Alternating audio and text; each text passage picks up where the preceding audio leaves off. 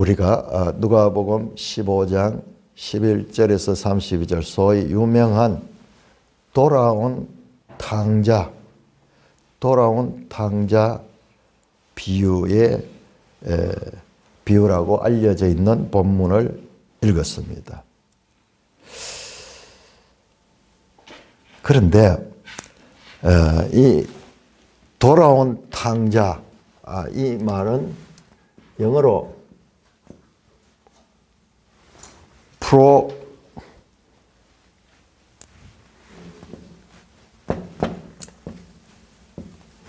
prodigal son, return prodigal son이라는 제목인데, 그런데 그 제목은 우리에게 많이 알려져 있지만은, 그러나 그 제목은 오늘 본문을 읽어보면은 그 본문과 맞지 않아요. 탕자의 비유가 여기, 그러니까 돌아온 아들, 우리 눈에 이제 이 아이가 막 나갔다 망해가지고 돌아오고 이러니까 좀 드라마틱하니까는 그게 많이 보이는데 그건 어린이들 눈에 그런 게고, 여기는 작은 아들뿐만 아니라 큰 아들 이야기도 길게 나오죠. 25절부터 30절까지는 큰 아들 이야기다. 그래서 우리 매일 성경에서 잃어버린 두 아들 이야기라. 우리가 이 본문을 다 읽으면서도 돌아온 탕자 그림이라든지 뭐 하도 익숙하게 들어가지고 우리에게 익숙하게 아는 제목 그 자체가 우리 성경을 제대로 볼 수 없도록 제한을 시키고 있는 제목이. 우리 그런 경우 많죠. 이 제목은 우리한테 참 필요해요. 무언가를 구별할 수 있고 분별, 사람 이름처럼 성경 제목들, 창세기, 출애굽기, 그렇죠. 그러면서도 그 제목 때문에 이 책을 제대로 이해하지 못하는 경우에, 출애굽기가 출애굽하는 이야기뿐만 아니라 시내산에서 언약을 받고 그다음에 성막을 짓고 하는 이런 중요한 이야기들이 있는데, 단지 그 12장, 14장에 나오는 그 출애굽 이야기, 그것만 특징적으로 제목을 해요. 창세기는 더하죠. 세상을 창조한 이야기, 창세기 1장, 2장만 거기 나오는데, 그런데 그 뒤에는 아브라함, 이삭, 야곱 족장 이야기 얼마나 길게 나옵니까?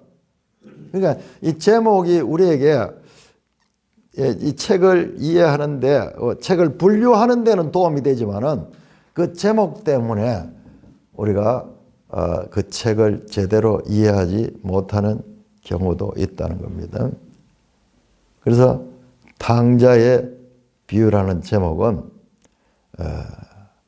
그것은 초등학생들에게 맞는 비유고, 오늘 내용을 보면은 작은 아들도 나오고 큰 아들도 맏아들도 길게 나오고 있죠.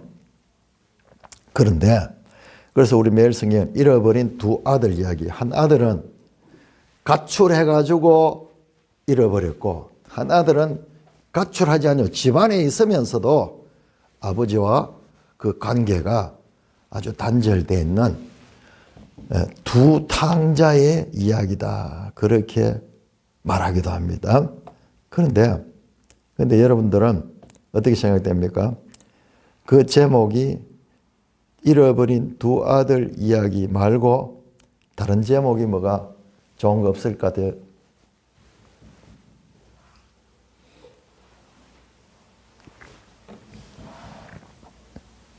자, 오늘 이 본문은요, 앞에 나왔던 15장 1절에서 10절까지 잃어버린 양 한 마리, 100마리 가운데 한 마리 잃어버린 걸 찾는 거, 그 다음에 10드라크나마 가는데 한 드라크나마 잃어버린 거 찾고 어떻게 합니까? 잔치를 벌이는 거죠. 찾고 즐거워하며 잔치를. 근데 1절, 2절이 15장 전체의 배경이 됩니다. 세리와 죄인들은 예수님께 말씀을 들으러 가까이 나오나, 그러나 2절에 나오는 바리새인과 서기관들은 수군거리며 예수님을 평가하고 있어요. 비판하고 평가하고, 이야, 속으로 이 예수님을 경멸하고 있습니다. 죄인을 영접하고 음식을 같이 먹는다. 반율법적이다. 율법을 무시한다. 이런 식으로 수군거리면서 예수님을 비판한다. 그들에게 예수님께서 이 비유는 누구에게 줬냐? 그 바리새인과 서기관, 예수님을 그 경멸하고 수군거리는 그들에게 그들을 타켓으로 해서 이 말씀을 주셨습니다. 그러니까 이 양 비유와 이런 드라크마 찾는 비유와 그 다음에 오늘 우리가 읽었던 두 아들의 이 비유가 내용이 연결이 되어 있어요. 연결이 되어 있습니다. 근데 그 제목은 이 세계가 다 뭐냐? 큰 잔치를 벌면 잃어버렸다가 열심히 찾습니다. 찾기까지 찾아요. 그리고 마침내 찾아내고 찾아낸 다음에는 큰 잔치를 벌이는 내용입니다. 자, 그걸 보면 이 잔치 이야기가 하면 14장, 13장부터 나왔어요. 잔치 이야기가 나왔어요. 그래서 제가 이 누가복음을 공부를 하면서 전할 수가 없어. 지금 시간이 없어서 이걸 전하려고 하면 여러분들도 같이 공감을 해야 돼. 같이 그 내용으로 다시 돌아가야 돼. 잔치 이야기가 쭉 연결됩니다. 그 가운데서 오늘도 잃어버린 것 찾아서 또 잔치하는 이야기가 연결이 되는 거예요. 너무나 정교하게 돼 있어서 우리가 그냥 읽어가지고는 찾기가 힘듭니다. 사실 오늘 저는 먼저 된 자, 나중되고 나중된 자, 먼저 된 자, 그 13장 30절 이 말씀을 가지고 이 말씀이 무슨 뜻인가? 이게 유대인과 이방인의 관계다. 그래서 이것을 로마서 9장에서 11장에 나오잖아요. 사도 바울이 유대인과 이방인에 관한 하나님의 구원의 경륜을 설명하는 내용이 나오는데 그거와 어떻게 연결되는가를 말씀을 드리려고 다 준비를 해놨는데 엄청난 주제죠. 엄청난 주제죠. 그런데 오늘은 지금 또 다른 것을 또 발견해가지고 자, 그건 구속사적으로 그런 중요한 내용. 그러니까 예수님 말씀은 그냥 말씀이 아니에요. 고압선 같은 큰 고압선이 흐르고 있는 거예요. 그러니까 우리 수준에서는 읽어가지고 이게 무슨 말씀을 하는지 알 수 없는 거예요. 바울이라는 변압기를 통해서 정교하게요. 바울이 그런 용어를 써요. 먼저는 유대인이요. 그리고 이방인이라. 먼저 된 자, 나중된 자, 그런 단어를 그렇게 쓰고 있는 거예요. 그래서 예수님은 지금 너희가 천기는 분별하면서 이 남풍이 불면은 따뜻하고 덥겠다 생각하고 서풍이 불면은 비가 올 것이라고 천기는 분별하면서도 어찌하여 이 시대를 분별하지 못하느냐. 시대, 인자가 온 그 시대, 예수님이 온 이 시대는 인류 역사상 전무후무한 시대였죠.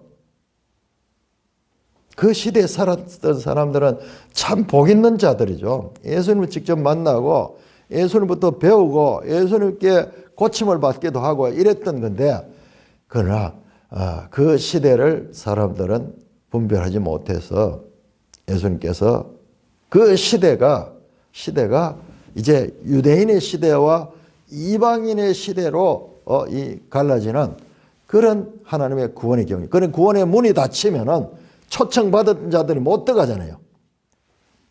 문이 닫히면 시간이 닫힐 때가 지금 다 돼 가는 거예요. 예? 닫힐 때가 됐다.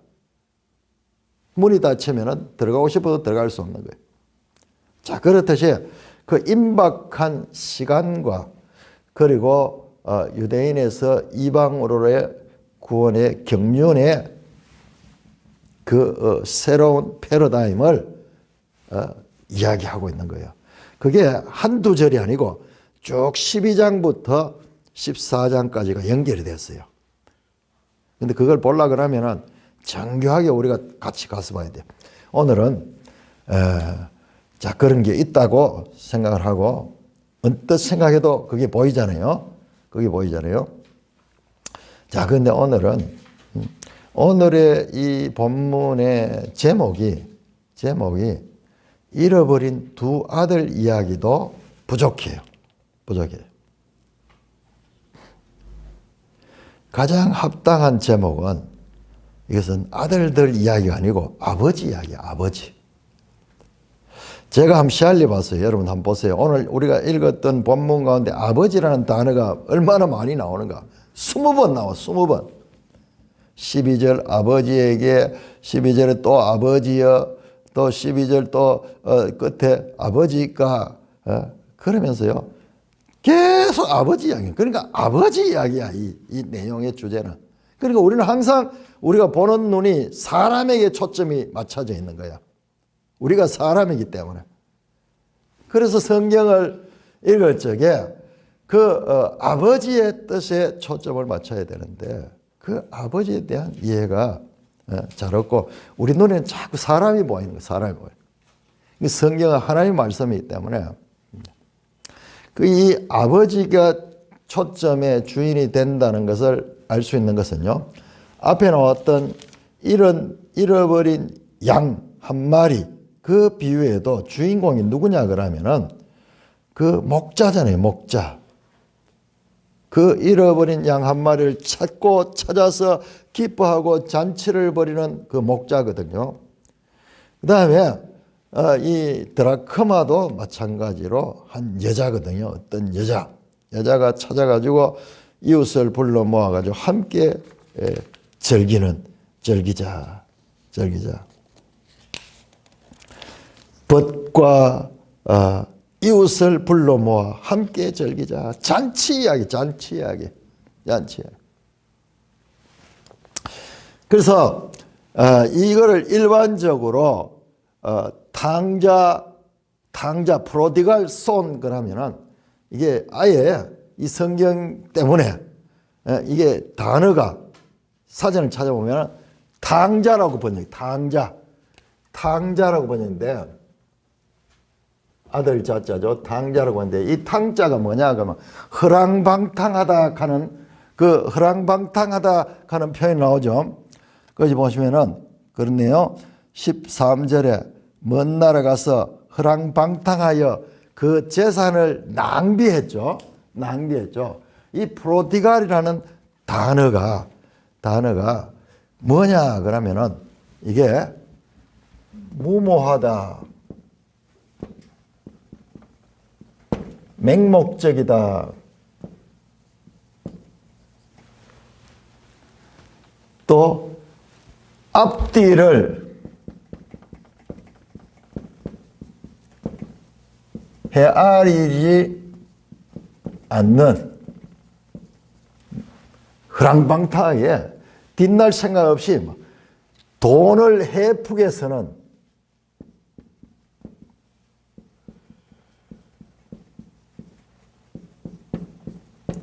낭비벽이 있다. 낭비. 이런 이 단어에 뜻이 있어요. 그런데 이게 탕자라는 이미지가 너무 강해가지고 이 방탕할 탕자일 거야. 우리 한자로 우리 번역을 이렇게 했는데 이런 뜻이요. 무모하게 계획 없이 앞뒤를 헤아리지 않고 돈을 희쁘게 쓰는 거예요. 그래서 이 아들이 유산 또 호로 자식이죠. 아버지가 아직까지 죽지도 않았는데 사람 멀쩡하게 살아계신 아버지한테 유산을 돌락해가지고 그걸 또 아버지가 주네. 그걸 가지고는 허랑방탕에 쓰다가 다 낭비해버렸어. 그래서 프로디갈 손이야. 프로디갈 손이야. 그런데 자세히 보면은 이 프로디갈이라는 이 표현은 이 아들에만 붙는 게 아니고, 아들이 뭐냐? 그 아버지도 프로디갈이야. 탕자가 아니고 탕부, 방탕한 아들이고. 근데 우리가 뜻이 좀 방탕하다 하는 말이 좀 이상한데, 이런 뜻이에요. 이런 뜻. 무모하게 계산하지 않고 막 퍼져버린 거야. 막 퍼져버린 거야. 내일이 없이 막 주는 이 아들인데, 근데 자세히 보면은 오늘 우리가 읽지는 않았지만은 그 이런 양을 찾은 그 목자를 보세요. 그 목자. 그 한 마리 찾아가지고는 어떻게 합니까? 어깨에 메고 집에 와가지고 벗과 이웃을 불러 말해 나와 함께 즐기자. 아이, 친구들과 이웃 사람, 동네 사람들 불러가 장치를 벌인 거야. 그러면은 소를 잡든지 돼지를 잡든지, 유대인들은 돼지를 안 먹으니까는 소를 잡아야 되고 막 그럴 정도인 거야. 그럼 양 한 마리 가치보다도 그 잔치 비용이 훨씬 더 드는 거예요. 뒤에 나오죠. 여자가 또 한 드라크마 찾아내 가지고 그거 가지고 또 잔치를 벌여. 잔치를 벌여. 그러면은 100원 찾아가지고는 1,000원짜리 잔치를 벌여버린 거예요. 무모하고 앞뒤를 헤아리지 않고 그야말로 돈을 헤프게 쓰는 그와 같은 것이죠. 그런데 오늘 우리가 읽던 이 본문에 아버지를 보면은 아버지가 아들이 그렇게 나가지고 허랑방탕하게 다 망해가지고 거지가 돼가지고 돌아온데 나무라지도 안 하고, 어떤 면에서는요, 아버지가 조금 너무 물러 터져가지고 아들이 이렇게 되는 것 같이 보여. 아버지가 주지도 안 하고 좀 따끔하게 머쓱하고 또 갔다 오면은 정신이 바짝 들도록 해가지고 다시는 그러지 않도록 해야 되는데, 아버지가 그렇지 않아요. 뭐 전혀 그 아들이 거지꼴로 돌아오는데도 나무라지 않고 기다리고 있어. 오매불망 기다리고 있다가 그를 멀리서 보고 뛰어 달려가지고 그 아이를 맞이하는 아버지야. 그런데 아들은 이제 몸둘 바를 모르고 있는데, 아버지는 이 아들에게 좋은 옷을 입히고 가락지를 끼우고 발에 신을 신기고 살찐 송아지를 끌어다가 잡아가지고 먹고 즐기자. 그러면서 잔치를 벌이는 겁니다.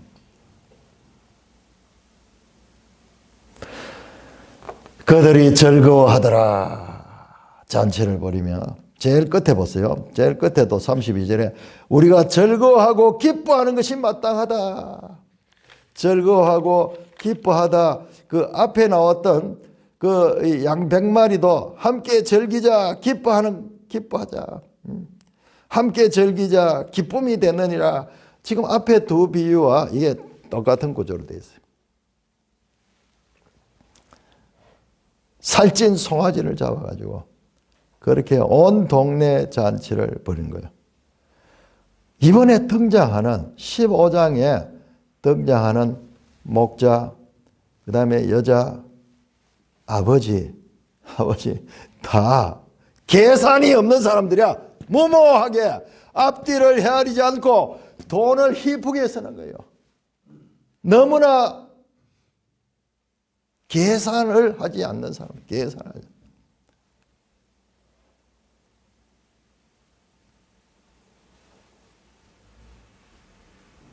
그러니까 우리는 이 계산을 하지 않으니까는 이거를 부정적으로 보는데, 이것은 하나님의 사랑이 하나님의 사랑, 우리를 향한 하나님의 사랑. 아들을 죽이기까지 하며 무계산적으로 그렇게 희쁘게 아무것도 아닌 이 죄인들을 위해서 모든 것을 다 갖다 바치는 그 아버지의 이야기예요. 이거는, 이 본문은 아버지 이야기야, 아버지. 그래서 탕자 아들이 있다면은 탕부 아버지, 그 팀 켈러라는 목사님이 책을 썼는데 이걸 발견했는 거야. 그래서 탕부 이야기라고 써. 탕자 이야기가 아니고 탕부 이야기다. 프로디갈 이 단어의 어원을 찾아가지고 보니까는 정말 여기에서는 아들도 낭비하는 그런 사람이었지만은 이 아버지는 더한 사람이야. 아버지는 더한 사람. 목자도 그랬고 드라크마의 여인도 그렇고 이 아버지 잃어버린 것을 찾아서 절구하며 잔치를 벌이는 본문의 주인공들은 다 누구를 나타내냐? 프로디갈 파더. 이게 꼭 나쁜 뜻이 아니야. 계산하지 않고 아낌없이 베푸시는. 우리는 기브 앤 테이크인데 앞에 나왔죠? 이런 주제가 나왔죠? 앞에서 뭐가 나왔습니까? 생각나는 게 있습니까? 너희가 잔치에 사람을 초대하려거든 누구를 초대하느냐? 너희들과 같은 수준에 있는 사람들을 초대하면은 그 사람들이 다시 너희를 초대해서 그것이 낭패가 된다. 그렇게 초대할까 두려워하라. 아니 그 기브 앤 테이크가 얼마나 좋아요.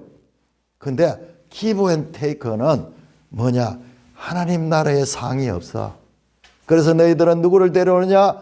저 죄인들과 그리고 장애인들과 저 가난한 자들, 그런 너희를 다시는 너에게 초대해가지고 너희들에게 빚진 것을 갚지 못하는 그 사람들을 불러가지고 그 사람들을 위하여 잔치를 베풀어라.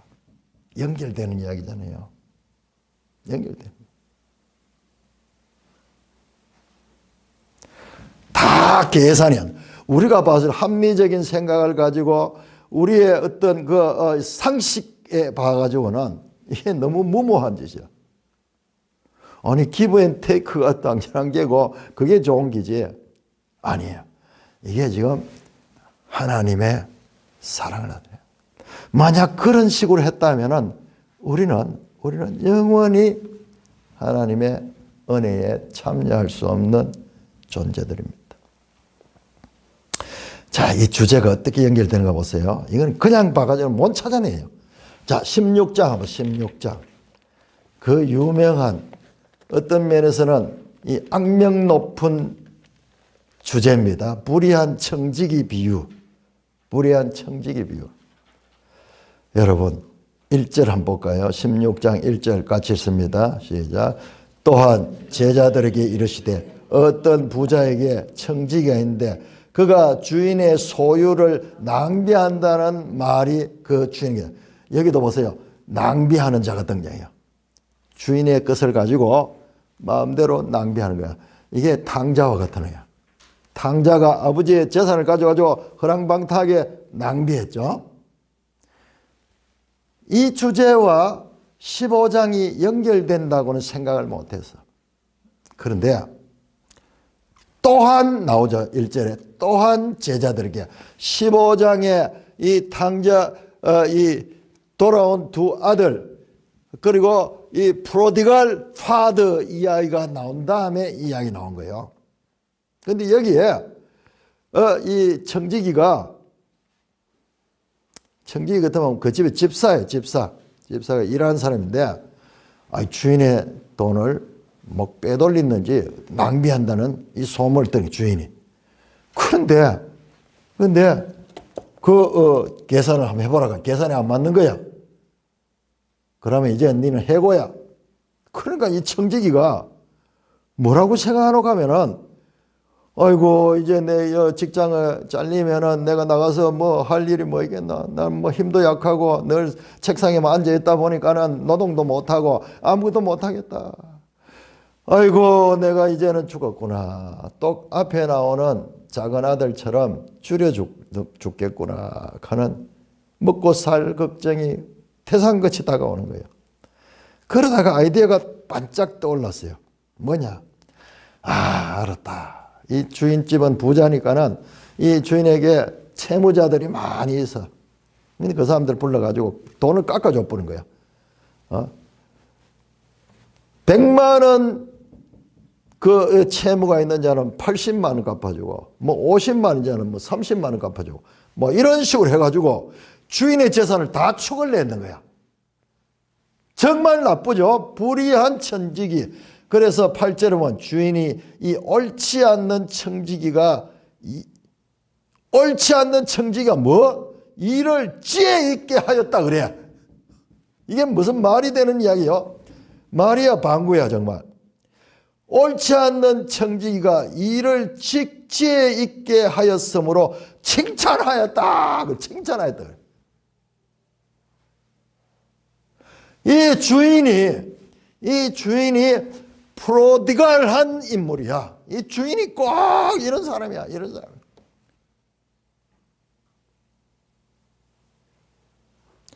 아니 이 청지기가 자기 재산을 다 이렇게 깔아먹고 지가 나가가지고 사람들한테 내가 갚아줬기 때문에 너희들이 빚을 그만큼 탕감해준 건 내 공로야. 이래가지고 그 사람들한테 다니면서 조금이라도 얻어물라고 그런 꾀를 냈는데 주인이 그러면 이걸 알면은 막 더 혼을 내야 되는데 그 분명히 이 청지기를 옳지 않는 청지기, 우리 지난번 성경에는 불의한 청지기예요. 불의한 재판관, 불의한 청지기야. 그런데 불의한 청지기가 일을 지혜 있게 하면서 칭찬하다. 이게 제일 해석이 안 되는 거예요. 제일 해석이 안 되는 본문이에요. 그런데 이 내용을 앞에 나오는 내용들과 연결해 보세요. 이게 성경을 아는 거예요. 이게 성경이에요. 자신의 재물이 줄어들고 불의한 청지기가 부정하게 자기의 살 길을 찾기 위해서 주인의 재산을 얼마나 이 주인의 재산에 피해를 주고 있는데 이 옳지 않는 청지기가 이를 지혜 있게 하심으로 칭찬했다. 이야, 이게 이해가 안 되는 거예요. 그러면은 이와 같이 딴 사람들한테 가가지고 주인의 것을 갖다가 이런 식으로 하라고 가리키는 이야기야. 무슨 도대체 이게 무슨 이야기? 이게 우리가 도무지 이해되지 않는 거예요. 여러 가지로 여기에 대해서 우리 매일 성경에도 보니까는 이 설명이 제가 봤을 때는 안 맞아요. 청지기의 술수 자체는 옳다고 인정할 수 없습니다. 하지만 청지기가 멋대로 탕감해 준 사람들은 주인의 은혜를 칭송할 것이고 주인이 영광받는 결과가 생길 것입니다. 이거는 억지 해석이지. 억지 해석이지. 지 공로를 지 살 길을 찾기 위해서 했는 건데 그건 해석이 안 되니까는 왜 하든지 그렇게 만든. 이게 해석이 안 되는 거야. 해석이. 왜? 이 주제가 프로디갈 하나님. 프로디갈 하나님이에요. 그렇기 때문에 내 생각은 너희 생각과 다르고 내 뜻은 너희 뜻과 다르다. 하나님 아버지의 큰 사랑, 우리의 합리성, 우리의 이와 같은 이 땅의 상식적인 이런 이해력으로는 이해할 수 없는, 그래서 우리가 볼 때는 무모하게 보이고 앞뒤를 헤아리지 않고 돈을 희쁘게 계산 없이 서는 그런 목자, 그런 여자, 그런 아버지, 그런 주인이 지금 시리즈로 연속해서 나오고 있는 것입니다.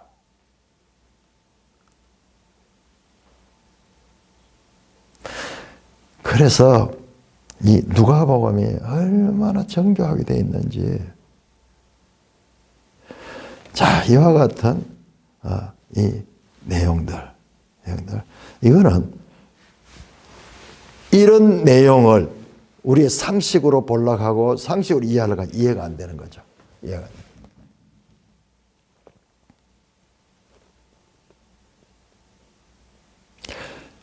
15장의 이야기, 이는 아버지 이야기예요. 아버지, 프로디갈 파더, 탕부.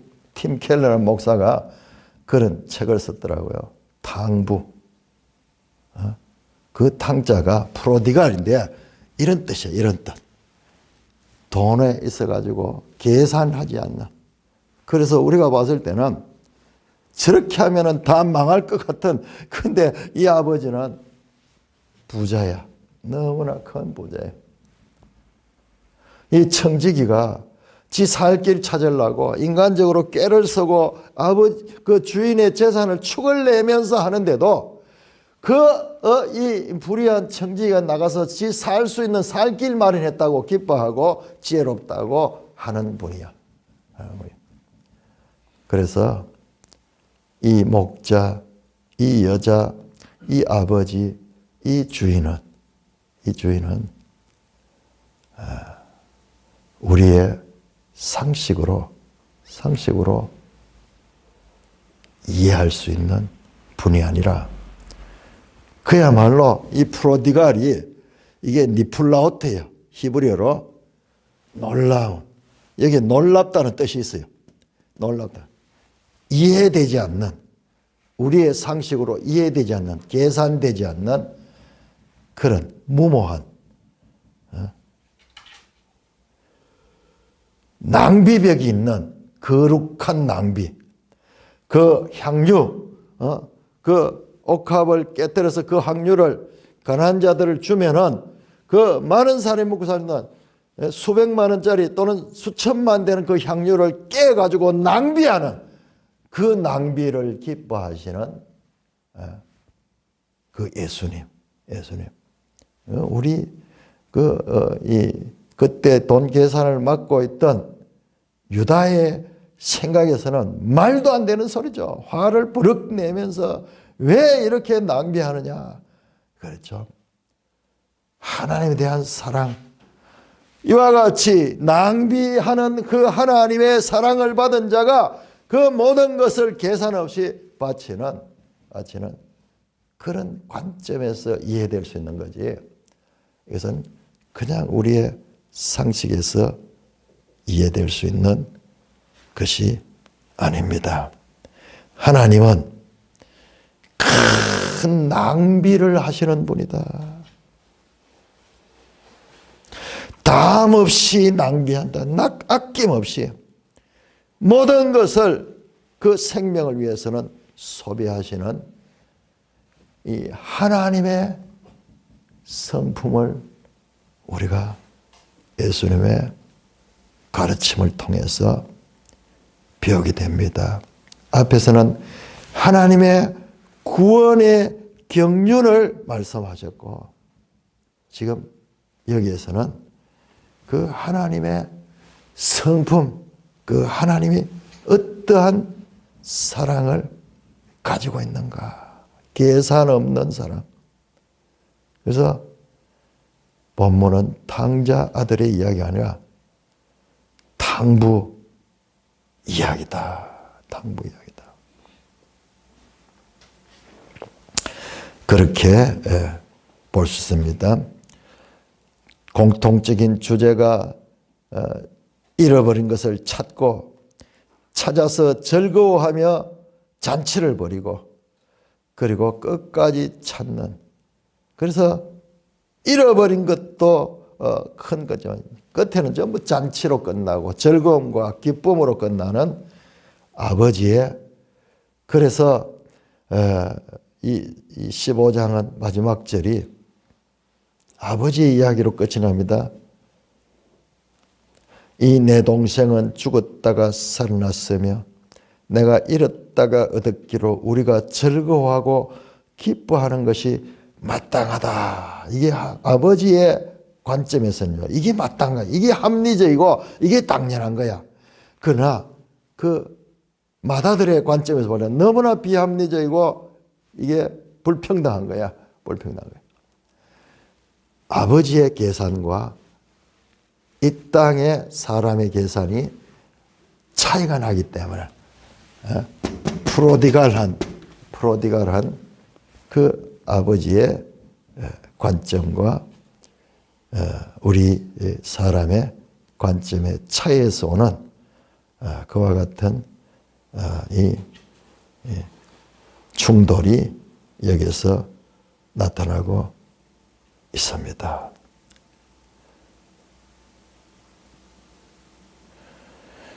그 아버지는 작은 아들도 사랑하지만은 큰 아들도 맏아들도 동일하게 너그럽게 대하고 있습니다. 이 누가복음에 예수님의 비유들을 통하여서 이어지는 그런 주제들이 이렇게 이어지는 것을 보게 됩니다.